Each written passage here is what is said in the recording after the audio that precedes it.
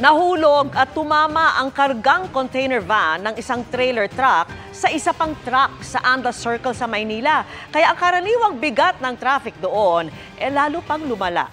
At yan ang tinutukan ni Sandra Aguinaldo. Puno ng parcel ang container van na ito na kalalabas lang mula sa South Harbor bandang alas 12 ng tanghali. Pero hindi pa man nakakalayo, nahulog ang container van mula sa trailer truck na kumakarga nito pagsapit sa Andas Circle sa Maynila. Patagilid na nahulog ang container van na tumama sa isa pang container truck na nagtamo ng sira.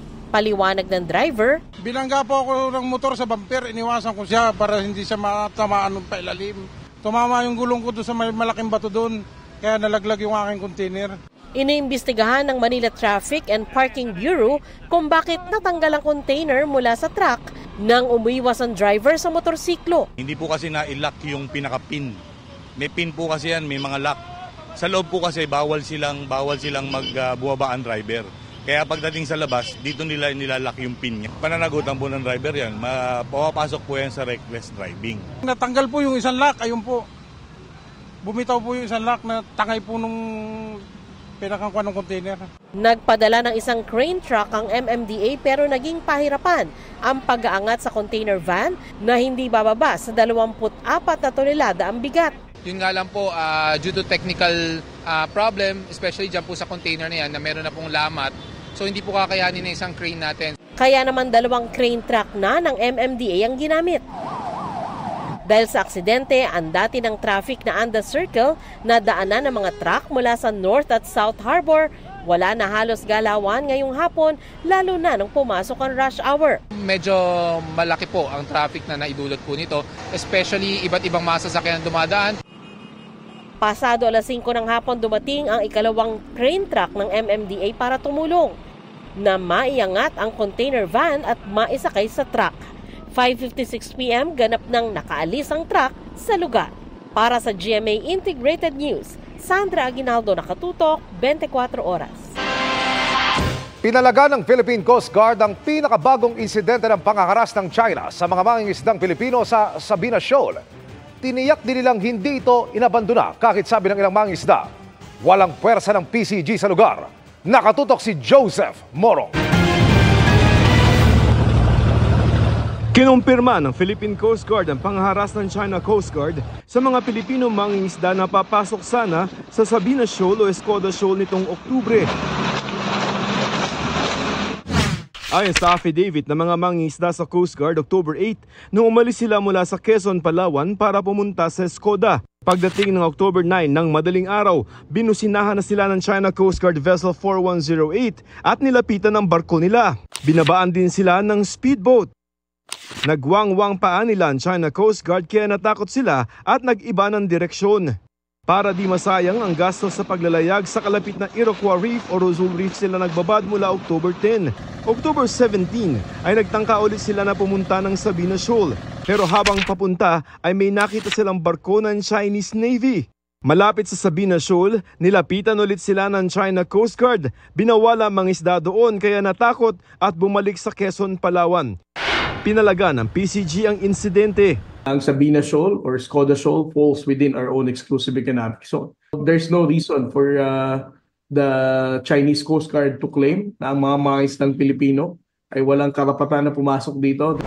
Ayon sa mga mangingisda, walang puwersa ng Philippine Coast Guard sa lugar. Pero pagtitiyak ng PCG, hindi China ang may control doon at hindi ito isinuko sa China. Hindi sinabi ng PCG kung may nakadeploy silang tauhan sa Sabina Shoal. We didn't abandon naman ang ating Escoda Shoal.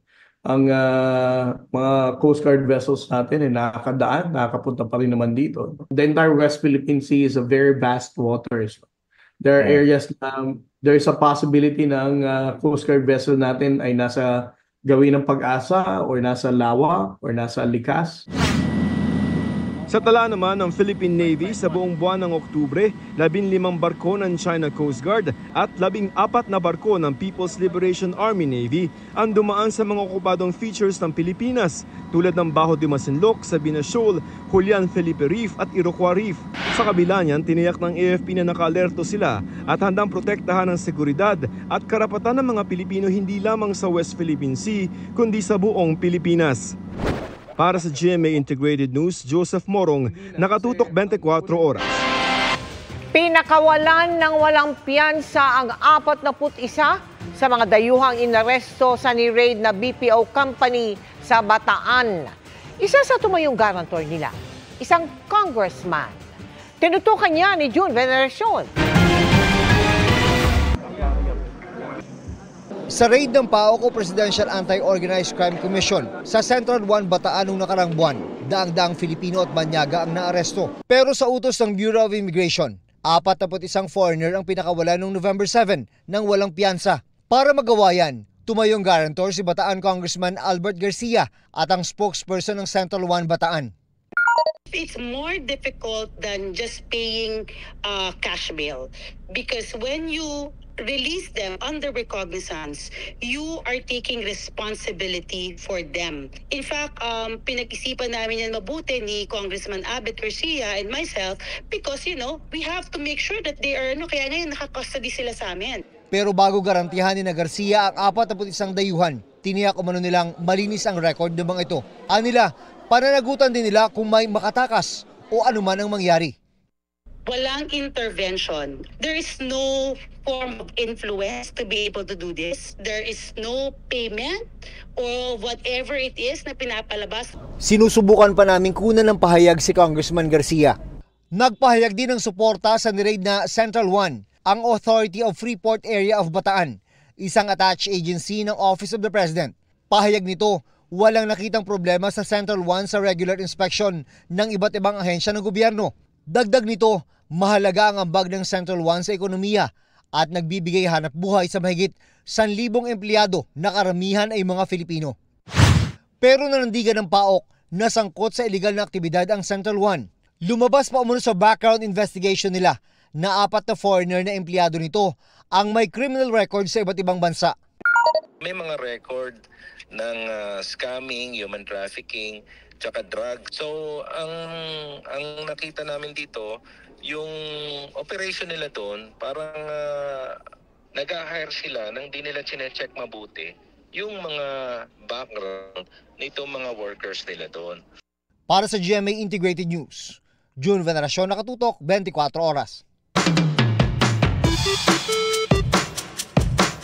Magandang gabi mga kapuso. Ako po ang inyong Kuya Kim na magbibigay sa inyo ng trivia sa likod ng mga trending na balita.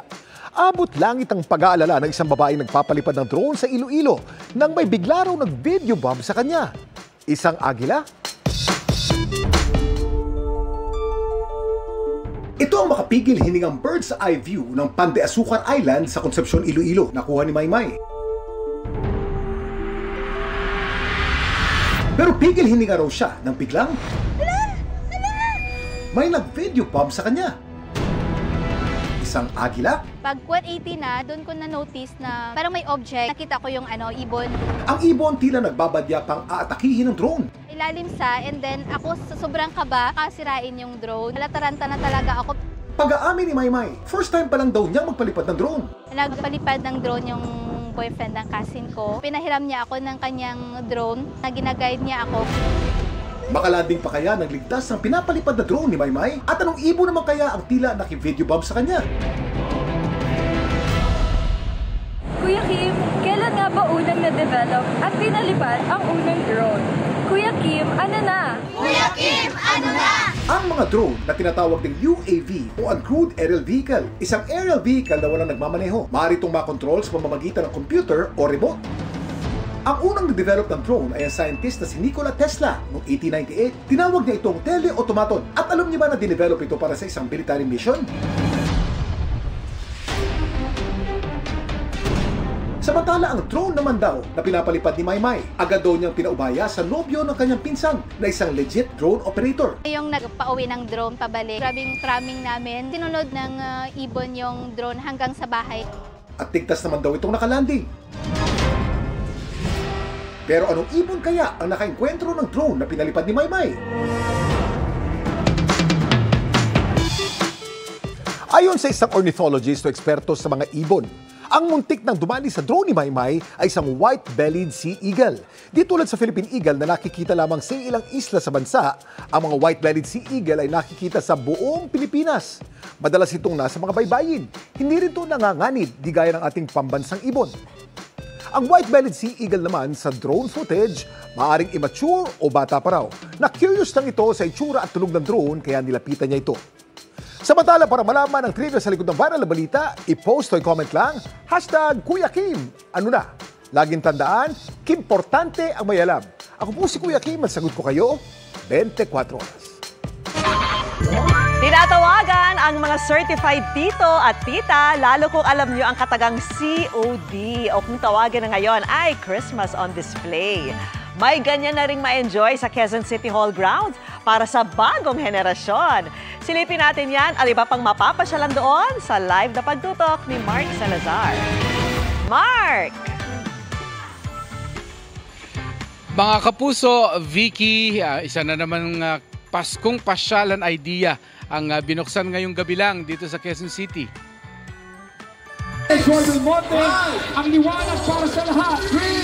Sa isang engrandeng seremonya, pinailawan kanina ang higanteng Christmas tree sa Quezon City Hall grounds. Ngayong gabi, nilaan muna ang selebrasyon sa mga empleyado ng QCLGU. Pero magbubukas ito para sa lahat simula bukas. Maliban sa giant Christmas tree, pwede nyo rin sadyain ang Christmas on Display na parehong version ng COD sa Green Hills kung bet nyong mag-nostalgic Christmas feels.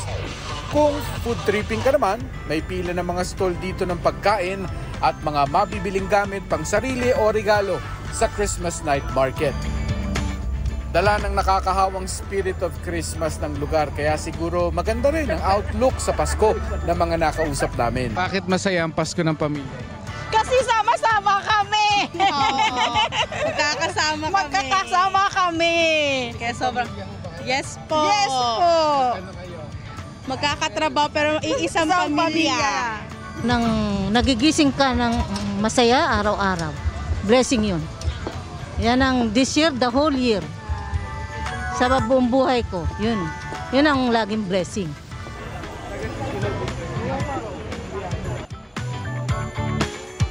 Sa mga hindi pa nakakaalam, tapos nagpaplano ho kayong pumunta rito. Itong Quezon City grounds, Quezon City Hall grounds, meron itong yung daanan sa ilalim papunta doon sa Quezon Memorial Circle. Kung ang concern ninyo ay parking, napakalawak ng parking sa Memorial Circle. Kaya doon kayong pwede mag-park, tapos tawid kayo dito to enjoy the place. Vicky. Yay! Maraming salamat sa iyo, Mark Salazar. Tom Rodriguez is a proud dad. Kasabay ng pag-amin ay iflinex pa niya ang sketches ng kanyang 4-month-old son na kanyang greatest source of inspiration ngayon. Makichika kay Nelson Canlas. Mapupungay ng mga mata, nakakakilig na kakyutan, at nakakatuwa na ngiti na may dimple pa. Ang mga sketches na ito, drawing ng 4-month-old son ni Kapuso leading man Tom Rodriguez. Nanahimik man daw siya ng ilang buwan, hindi raw ito nangangahulugan na itatago niya ang kanyang bagong source of joy. He's my greatest source of inspiration and very kasi I never hit naman. He's 4 months today. Inisip ko if I want to keep it to myself or not. Corbin, sige. Corbin. K-O-R-B-E-N. Because David's covenant with the Lord was his broken soul. So, and he brought it back to him, parang binuo niya uli. So, Corbin is an anagram for broken. Sketches daw muna ni Baby Corbin ang kanyang ilalabas para na rin sa privacy ng kanyang mag-ina na hindi taga-showbiz at nasa Amerika ngayon. Nagpaplano na raw sila kung paano at saan sila magse-settle down para mabuo ang kanilang pamilya. Just Daddy will do everything he can to make sure that he's well, not just in mind, body, spirit. So hopefully I can be a great example for him. So that's what I strive for. Strive to be a good person. To pag nadapa tayo, you keep going back up, dust your knees, try to live a righteous life pa rin. You know, we all make mistakes, but we keep moving forward. Back to his regular grind na si Tom. Bukod sa afternoon prime series na Lilet Matias, Attorney at Law, ipapalabas na rin ang reunion movie nila ni Rian Ramos na Wag Mo Kong Iwan.